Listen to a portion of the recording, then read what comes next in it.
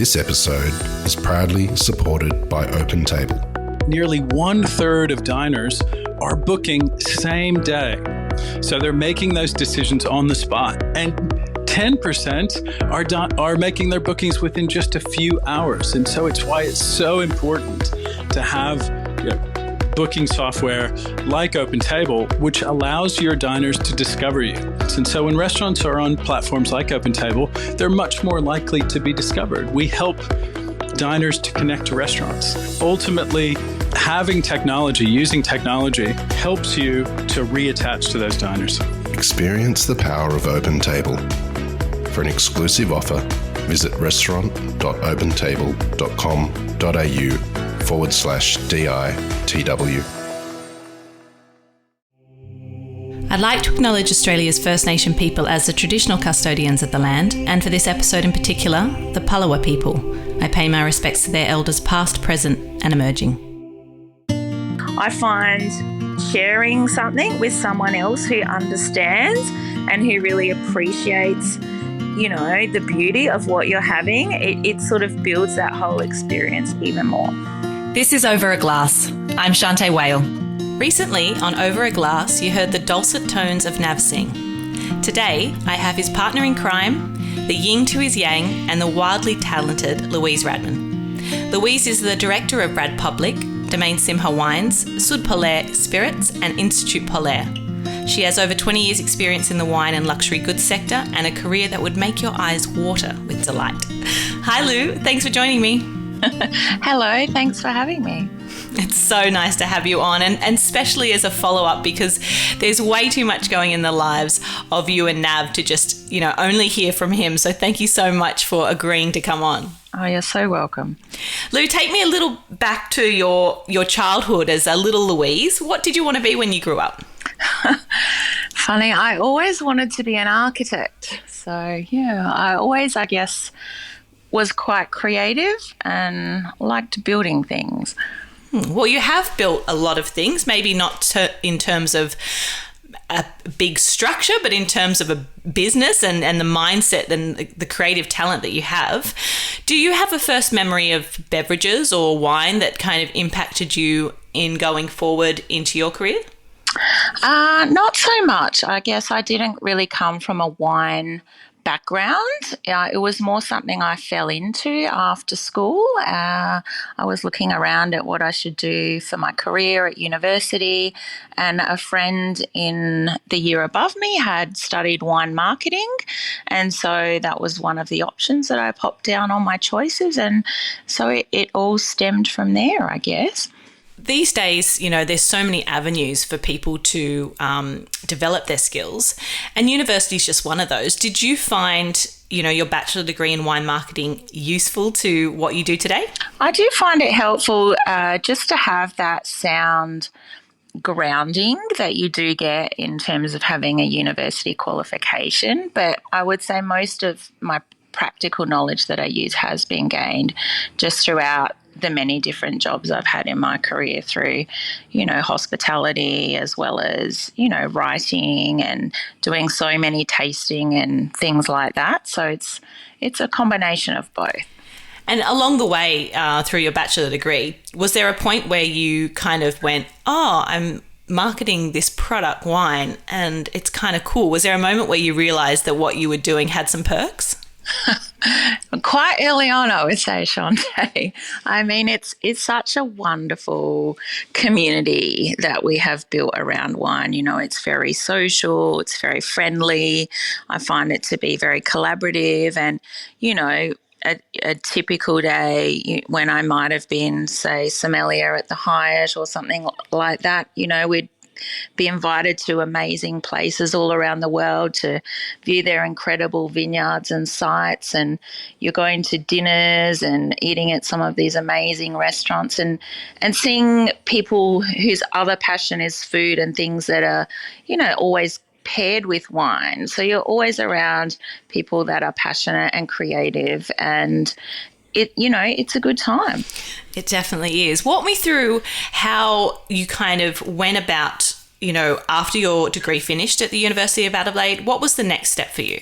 I didn't really plan my career as such. It was more of a series of happenstances, I suppose you would say. So while I was studying, after a couple of years, I needed to do some work. So I started working at the Hyatt as a sommelier, and it's in my nature to go hard at everything I do. I can't sort of hold back. I have to go full force. And I guess I just tried my best to do whatever I could and achieve as much as I can. And, my passion was really rewarded by the GM who was there at the time, and I was promoted to buyer and manager. I was buying all of the wines for the hotel. Then I was doing all of the purchasing for everything, not just wine.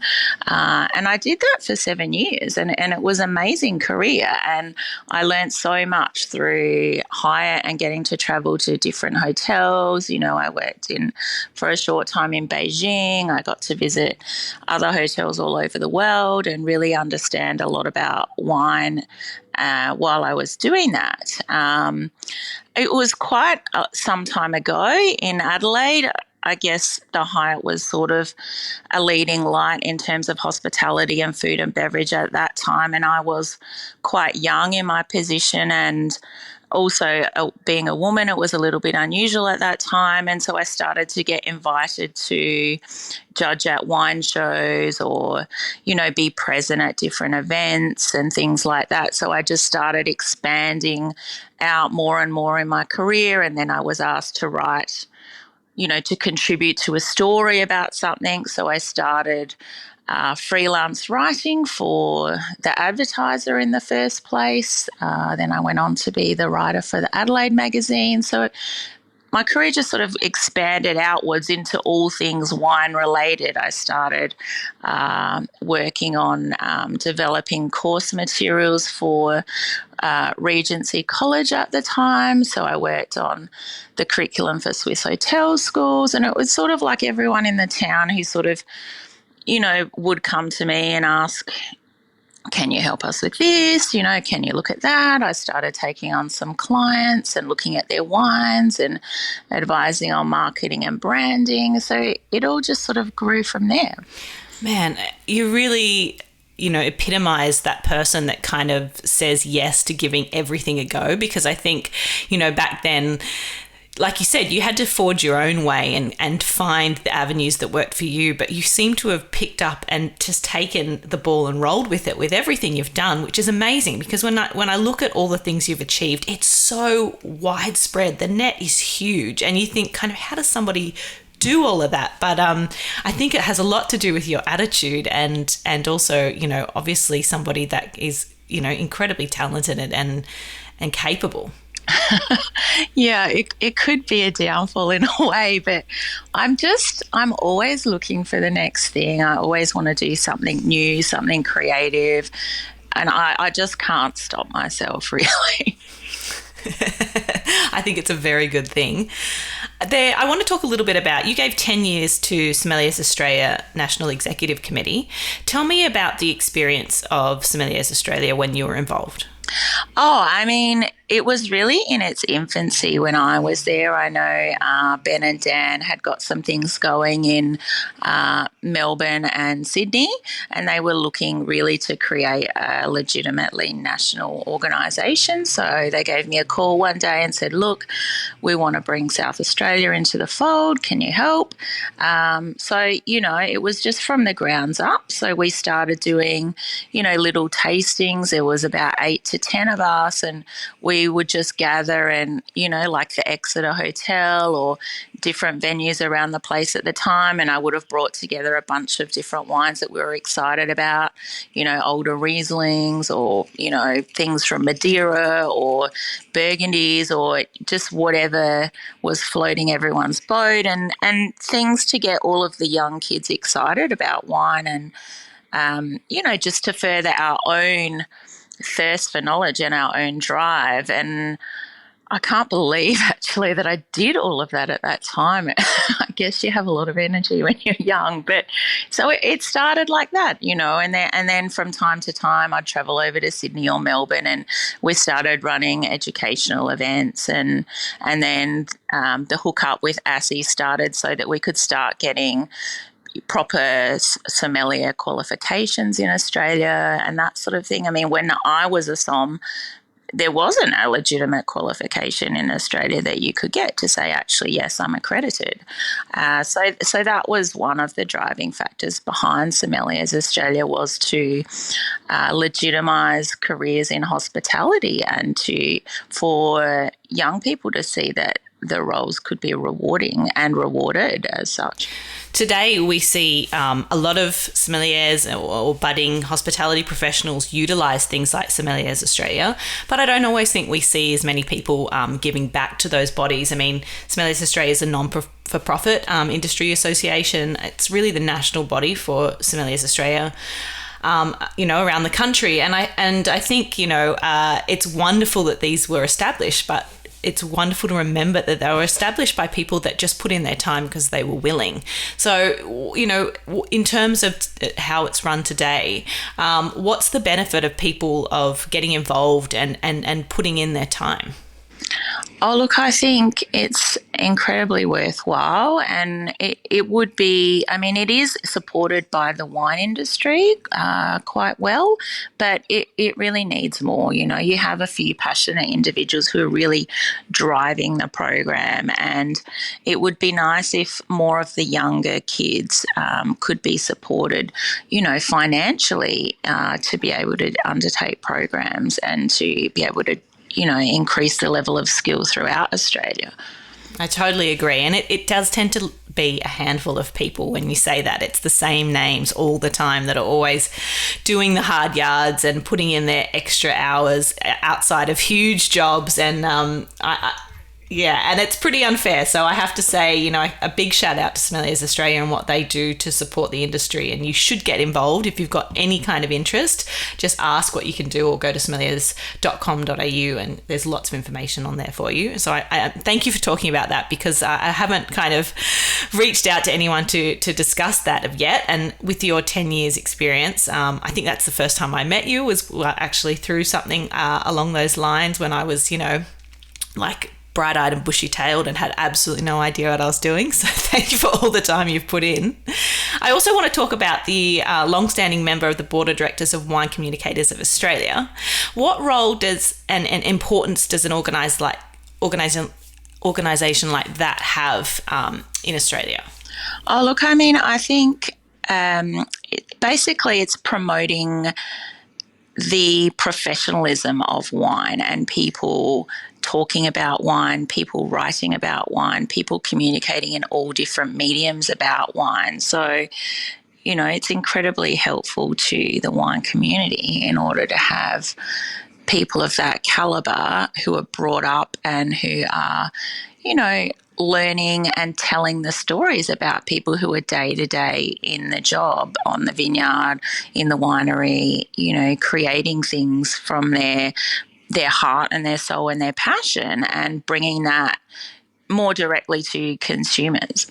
And they work so much with mentor programs, and I think they really kind of break down all the different roles that there are. There's not just one or two. It's not a decision to be a sommelier or a winemaker. There are so many different facets that you can get involved in and utilize different skills. And I think they shine such a good light on that aspect of everything too, don't they? Oh, it's absolutely true. And there are just so many different mediums now. So there's many and many more diverse ways to communicate, which is fascinating and inspiring for the future. Of all the various experiences that you have had, was there one role that you think really shaped kind of your ethics and principles for kind of how you go about business when it came down to you opening your own businesses? Oh, it's interesting. I think probably my time at Hyatt, just because I was so young at the time, it was quite formative for me. And, it's a little old-fashioned now, that idea of putting the customer first, but of really that genuine sense of hospitality, and that's something with Institut Polaire that we really try to have in the foreground is being welcoming.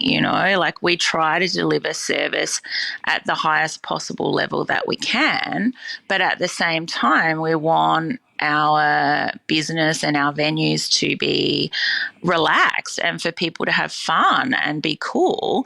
But at the same time, you have that confidence that, everything under the surface is going like clockwork, and there are systems in place to make sure things are happening the way that they should be. So I would say that was really formative for me.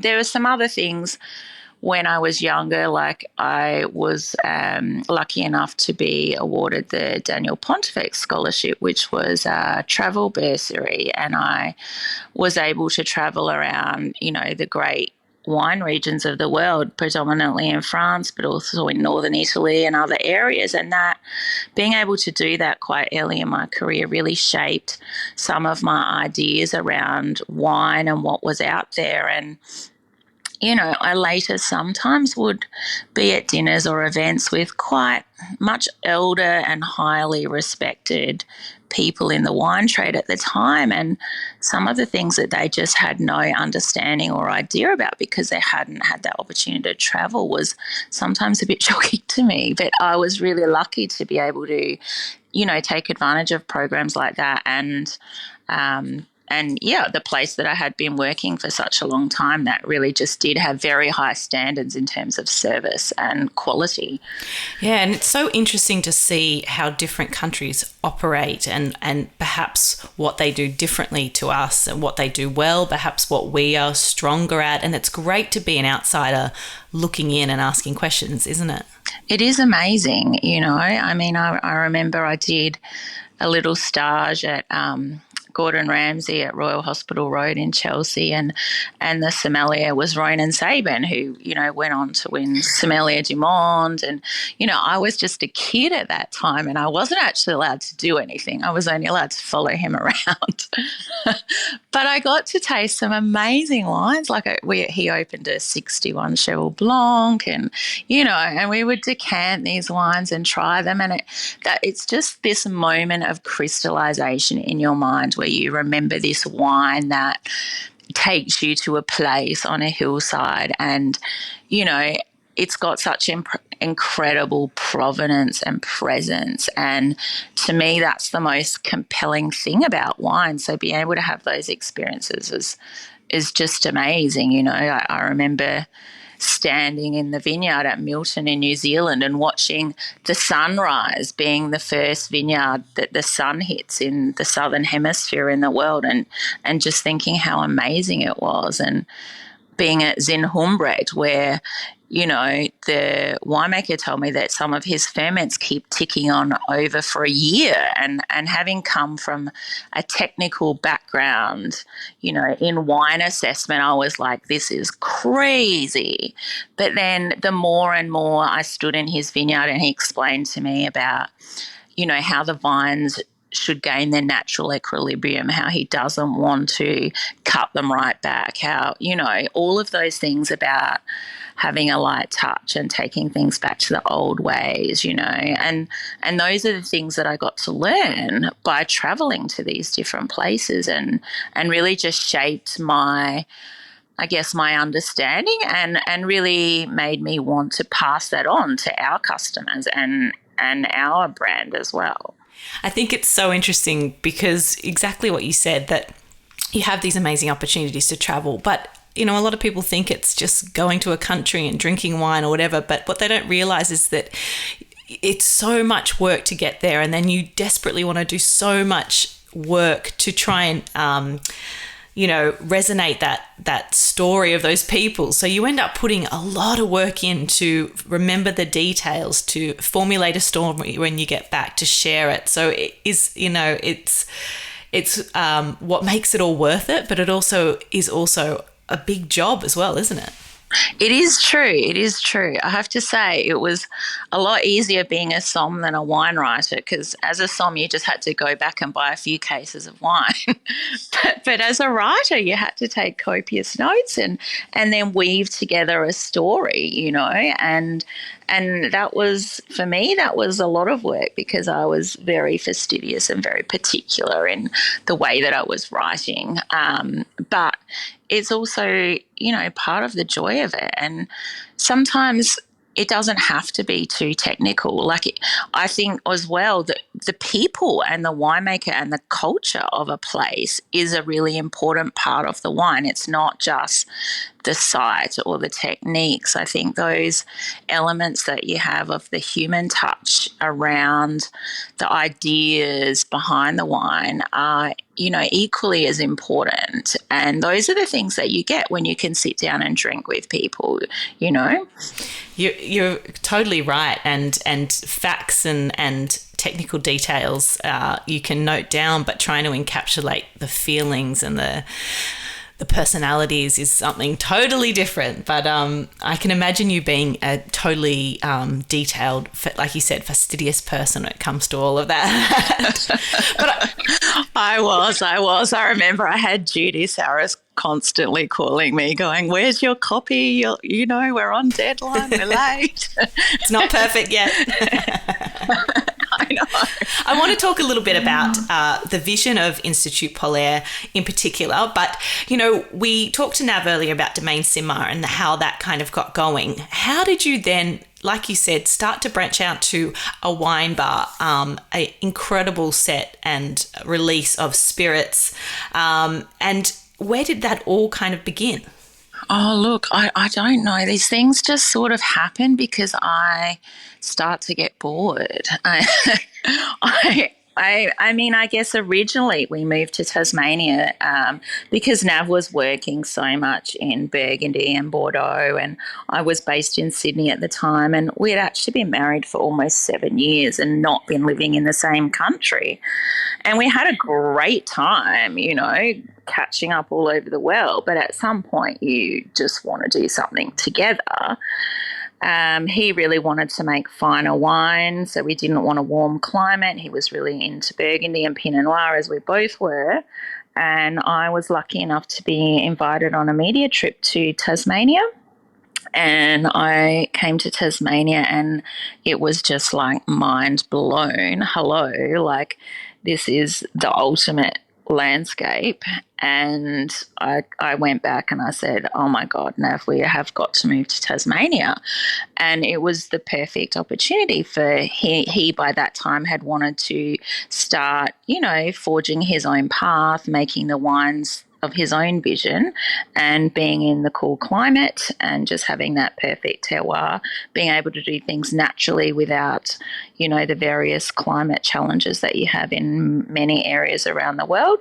So we came here, and just as is my natural want, I start looking around for more and more things to do. So I got started getting interested in spirits. There was a significant whiskey industry at the time, not nearly as big as it is now, but it was really interesting to me. And, I had started Sommeliers Australia down here as well. We were doing tastings. I was seeing a lot of spirits come through, and I just started to get excited about the idea of gin. And I thought, there was the regular bigger brands that you get all over the world, but there wasn't so much of that artisan culture that we have now that's really exploded. And I was like, I think we can do this. So I went out, and having tasted hundreds of wines and spirits over the last 5 or 6 years, I just had a natural affinity for it. And we started off Sud Polaire, and the idea was South Pole, and embracing that heritage that Tasmania has as a gateway to Antarctica. The reason being that we had moved here for the cool climate, so we really wanted to celebrate that fact about Tasmania. And I similarly wanted to make a style of spirit that was very pure, very clean, very pristine. I'm a purist at heart, so that link with that Antarctic environment was, interesting and aspirational for me. So we started Sud Polaire around that story, I guess. And then in thinking, a lot of gins are called London Dry, and I was like, well, why should it be London Dry? That's not really appropriate for us. And so we called our Sud Polaire Antarctic Dry, because Antarctica is the coldest, windiest, driest place on earth.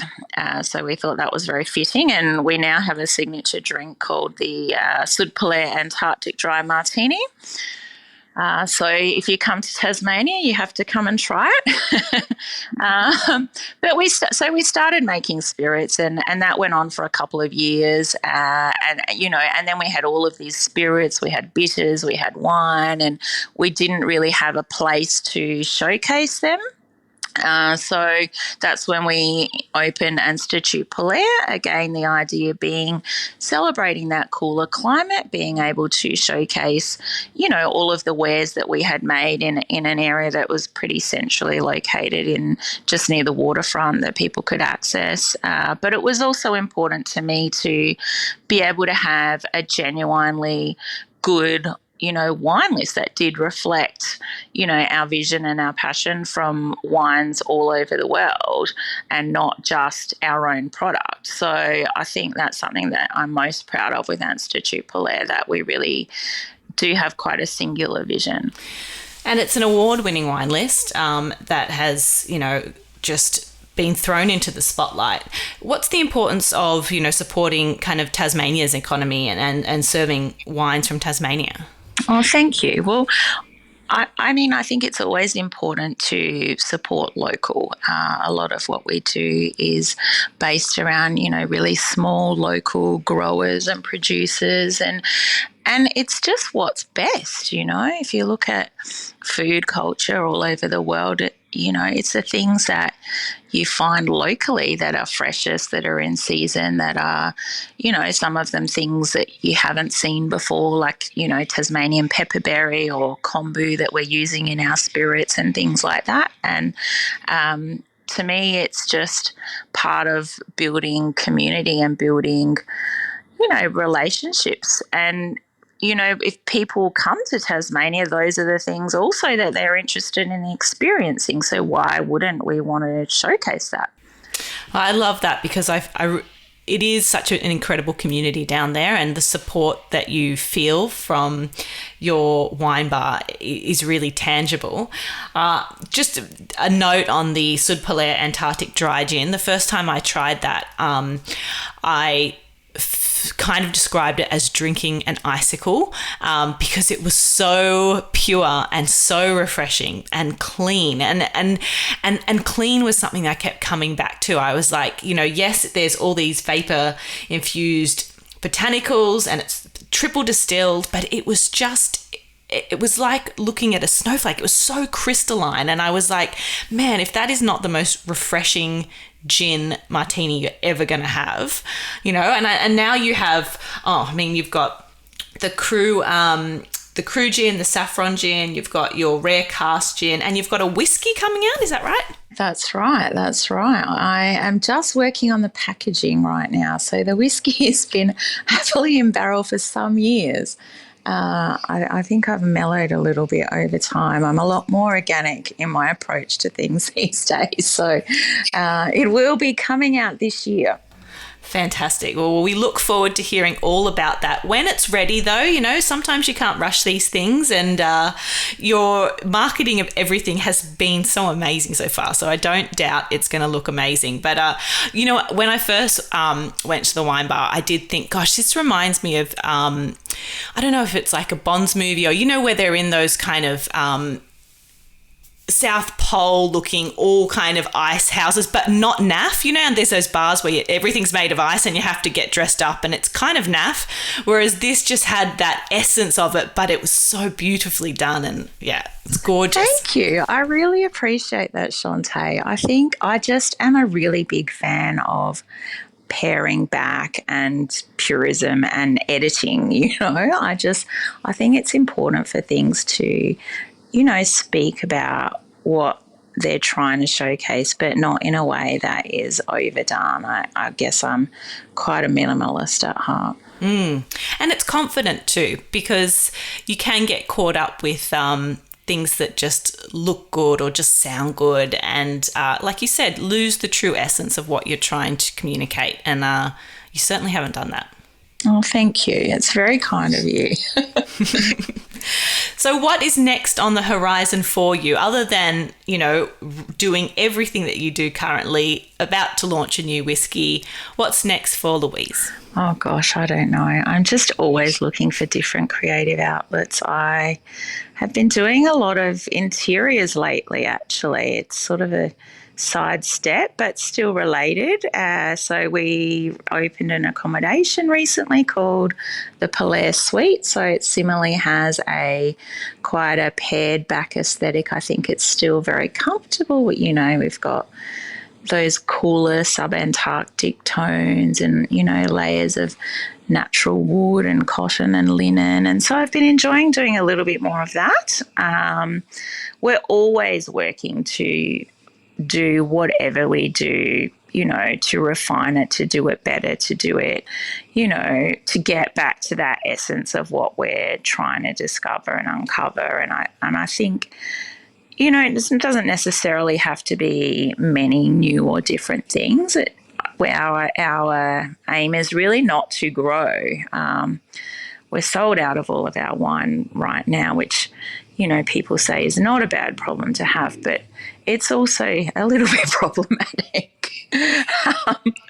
But, the idea is just to stay on the path of quality and things that interest us. And I think we're getting to that stage where, we come along to different things that we find interesting, and then we'll just dive into it. And, who knows? The world certainly is your oyster, and I wouldn't be surprised that, Polaire Suite turns into, a full-blown hotel. I mean, look out Hyatt, because you've got everything you need. I wouldn't be surprised either. I can actually already, in my mind's eye, picture some of the kind of aesthetics that you're talking about, and I'm already like frothing at the mouth because I think they'd just be so beautiful, and I want to see it. So...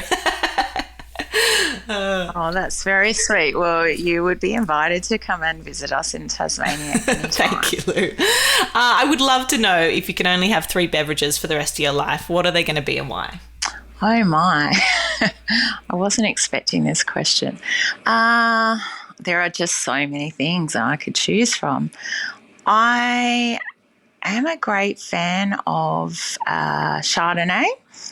So I would say it would have to be some great Chardonnays, really more around shape than from any particular area, although I do love Meursault and Chablis. But I really like wines that are very taut, that have that tension of, acidity and balance, and have that nervy energy running right through them. So those are things that I really appreciate drinking.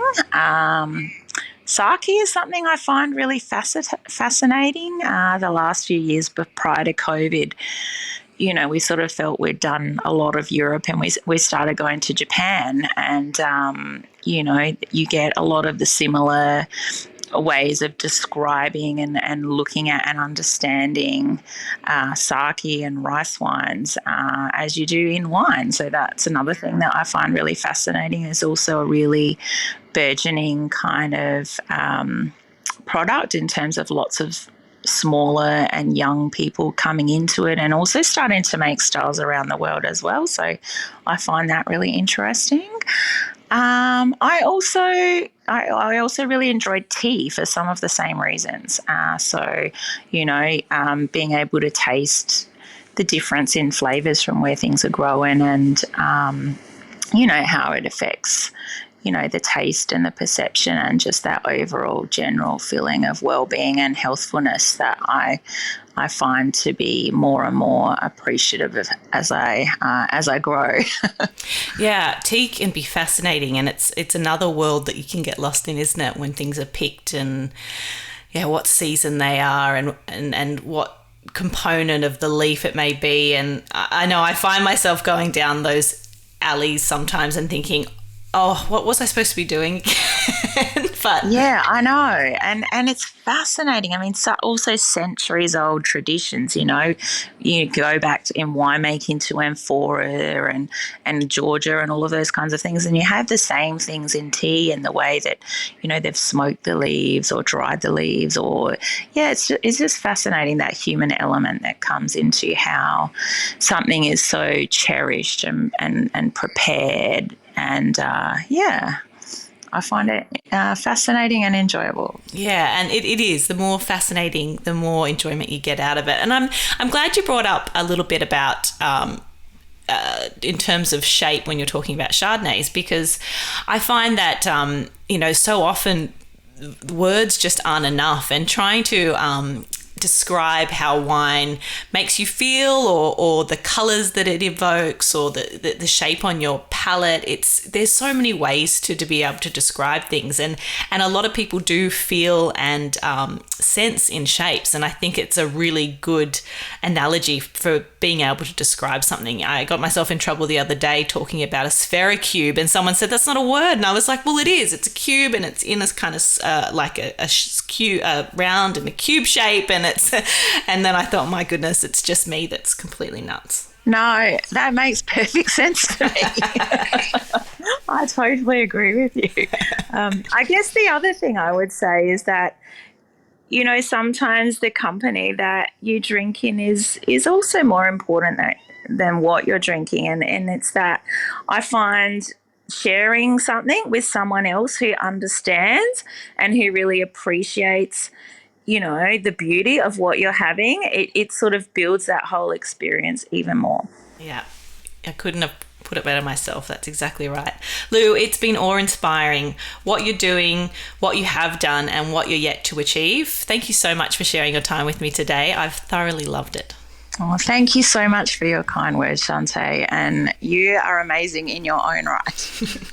I can't wait till I get down there to see you next, or perhaps when you guys are on the road. Thank you again, and best of luck with everything you've got going on, and don't forget to get some sleep in there as well sometime.